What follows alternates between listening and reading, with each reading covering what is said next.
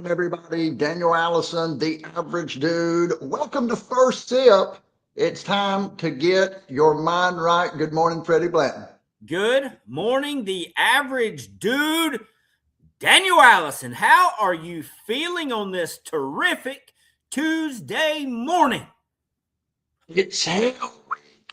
It's Hell Week at First Sip. F3 Hell Week. Ooh. Monday through Friday. Tell the great people on the bus what Hell Week is, Fred. It's actually Monday through Saturday. Thank you. If you want to show up, 5:30 Barnett Park, Spartanburg, Monday through Friday, 5:30, a workout every morning that is guaranteed to push your limits. And on Saturday, 6:30, and what I heard this morning is that Saturday will be brutal. Who said that? I didn't hear that. It doesn't matter who said it. I heard it. I'm scared now, folks. I'm scared. Saturday's going to be brutal. What if today was brutal? And Saturday's going to be worse. But before Saturday, we got Wednesday, Thursday, Friday. Hey, now when you were talking, I was pointing to my head and pointing to my bicep. I was pointing to my head and pointing to my bicep. Why was I doing that? Because your bicep and your head's the same size, and you wanted everyone to realize that. Good answer. Wrong answers only today on First Sip. Yeah, exactly. I wanted everybody to notice my biceps is what I wanted to go. Hey, 3, 2, 1, let's go. Let's go! There it is. Hey, there's Paul Papp too. Oh, not business. Standing on business. I your like hair, that. Your hair has muscle. What's that? Your hair has muscle. No, please do not start on the hair today. Good morning, Russ Abbott. Red Wing Russ. Where's my mug? Where? Look at this thing. This is the coolest. Look, when somebody gives you a gift, you know, it's like, number one, you always appreciate it. However, you may not always love it. When he handed me this mug, I loved it. He said you teared up a little bit. He's talking junk about me. Okay. He first talked junk about me not running the steps, and then it's crying. So you've got to be very careful with that one. It's a little thinner than the one that I have, and so I've gotten used to this big heavy mug, and I've got to be really careful setting it down. Thanks a lot for that, Russ. Great to see you yesterday.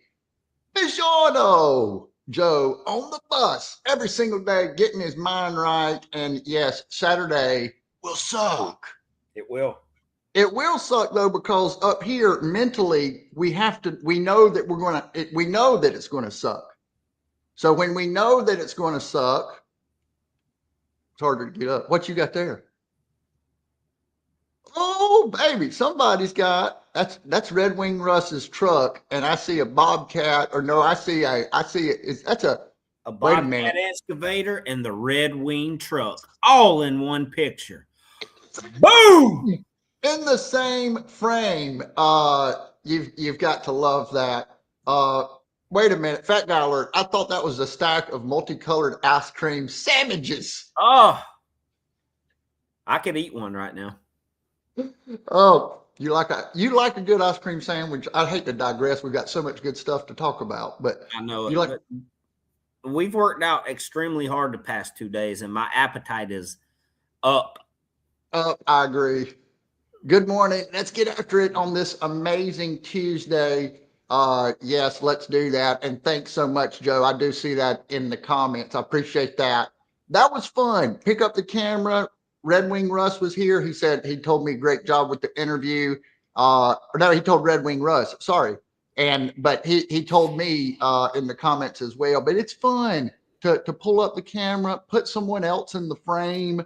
Talk about that, Fred, bringing someone else. You've done a lot of videos. I love bringing in other people and hearing from them. Well, I like putting people on the spot. I know you do. In life, you will get put on the spot. You love putting people on the spot. I do it because I love, hey, how will they respond? And I'd like to figure it out. I'm like old Larry. Let's hey, you know what? I used to hate that about you because you've put me. I'm going to go ahead and say, folks, Freddie Blanton has put me more on the spot than any human being has ever put me on the spot. I mean, now that being said, I am around you quite a bit because we do this little program every single day. Yeah. And then every once in a while you show up to a workout. Maybe not Saturday. Hey, there's too much peer pressure to miss a workout now. Can you imagine? Right. Hey, what did you learn from this guy's workout? I call him Luna. I know it's Edison, but I like his Luna. name is Jake Luna, F3 name Edison. Yeah. Hey, y'all want to see Edison? Let's see. I think I've got him. Boom. But his, this week is built around the anvil. That's right. So there's Edison. Look at it. Look, you see that anvil with the flag on it, F3 logo painted on it? That was found in somebody's backyard here recently. Wow, I didn't know the origination story of the anvil. Yeah. Found it in the backyard. Deacon took it home, pressure washed it, like that look right there, that weathered, worn, rusty look. And now we use it. I like that.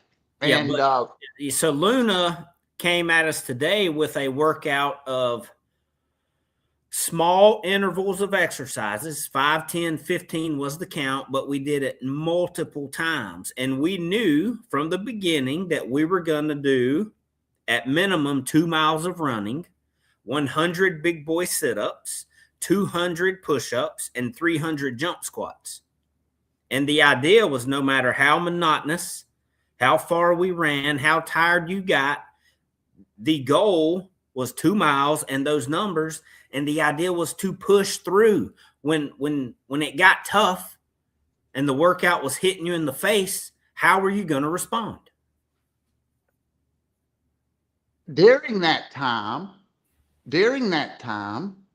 he was also quoting scriptures. He was giving little words of encouragement. What did you think of Jake's words of encouragement today? Did anything jump out? Well, I just, the idea of you're going to get hit in the face with life. Mm-hmm. So you better have a strong foundation to know that you're going to have to push through it. Yeah, the end. He told us in the beginning. Number one, I love that. He prefaced the workout. We knew what was coming, right? We were going to talk about reading the room today, but he understood the assignment. He knew that he wanted to get everybody in there. He had thought about it. He had prepared for that workout. Oh yeah, because we had just enough time to hustle to get those last few reps in and finish the workout that he had assigned in the beginning. And he gave us just enough encouragement. It wasn't over the top. It wasn't about Jake Luna. It was about every single guy that was in that circle. And we did have to push hard to finish. We did. I'm going to share something else that didn't that he didn't say, but I noticed the missed high five. I thought this was interesting. So Jake had his hand up. I could tell he had great energy. He had prepared. He was ready to do a great job. And number one, you've already been successful. If the crowd, the group, the person that's with you knows that you prepared and that your goal is to do a great job for them, they feel that. Yeah. And I believe that he did that today. But he put his hand up to give a high five to some of the guys that were running by. and they didn't notice. They were running. He was like, don't leave me hanging. What Jake didn't notice is me on the other side with my hand out trying to get his attention, Freddie. So what that created, it made me think in life, what do we know? We notice the people that are more so than the ones that wanted to give us a high five. And we didn't see them. We didn't see the people that were trying to give us the high five. You blipped out a little bit there. Did you get my point? You froze on me, so I didn't know if it was me or. Oh yeah, no. But what I was saying is, a lot of times in life we may say, oh man, I was trying to call this person, I was trying to connect with this person, and they didn't respond. Well, maybe what we notice the things that we notice for our attention is that's kind of the point. So Jake felt like he had been left hanging. I feel like I had been left hanging. Together we'd have been fine. So have you ever had that feeling of you've tried to reach out to somebody and they didn't respond, and you create this story in your mind where you're angry, you're a little upset, and then come to find out, golly, I had to, my 6-year-old had 103 temperature last night, and we had to take her to the emergency room. And, this crazy story comes out, and you're like, what was I even thinking? We're sensitive. We're in our own little worlds. We're sensitive to the way that we want things, right? The grass is always greener on the other side. That was one of the things that I took from Jake too. But I agree. We are sensitive. And then we find out and we think, oh man, I got upset about that. Or I thought that they missed the high five, but they didn't mean anything by that. True in sales, true in life. Why is this guy not calling? Why is Trent McJunkin not calling me back? I'm trying to sell him some HVAC services. And we went out to coffee and he's been on my podcast. Why is he not calling me back? Daniel, I've been sick with Daniel, I've been in Japan. I've been in Japan. People are doing things. This was another one that I do want to talk about. Jake was talking about, for him, he was talking about being super busy time of life. And you probably related to that. Man, I've got the kids running and doing, and I've got work and I've got this. And man, sometimes I just want some time alone. And I was sitting there thinking, man, sometimes I've got plenty of time alone. Sometimes I want to connect a little more, let's say.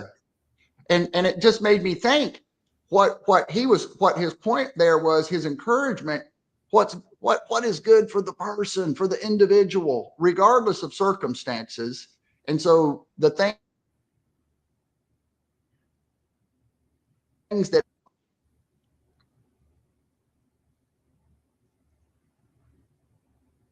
Did we have technical difficulties? You froze up on me again. Uh-oh. Well, I hate that. Let's look at the comments and see if we have anything here in the last minute. I do want to make a point from this morning. Please. There was a couple times where he gave the option to go through your rep routine, and then whether it be run around the park, run across the parking lot to try to get those miles in, you had an option to do it. But I noticed that nobody opted out of the run. And I think it was because you get a group of people with the same goal in mind. It's hard to tell yourself, I'm not going to do it. Nowhere to hide. If you look, nowhere to hide. I don't know if that came through. There's nowhere to hide in a situation out there. If you slack off, everybody's going to know. And maybe when we're at work or when no one's looking, we have a little bit more freedom to do those things that we have freedom to slack. But I agree with you. It pushed everybody. It pushed everybody. There's so much that we could talk about today. I agree. We could dive deeper. We could look at all these great comments, but we'll be back here tomorrow on Pump Day. And this is a huge week, Fred. We got so much going on. Give us a great final thought so that we can go through the rest of this hell week, the first week of 2026. It's going to be a question. When you're getting pounded up against that anvil, how are you going to respond? That's the question we have to answer every single day. It happens. See you tomorrow live, 7:55. Keep your mind right today, would you?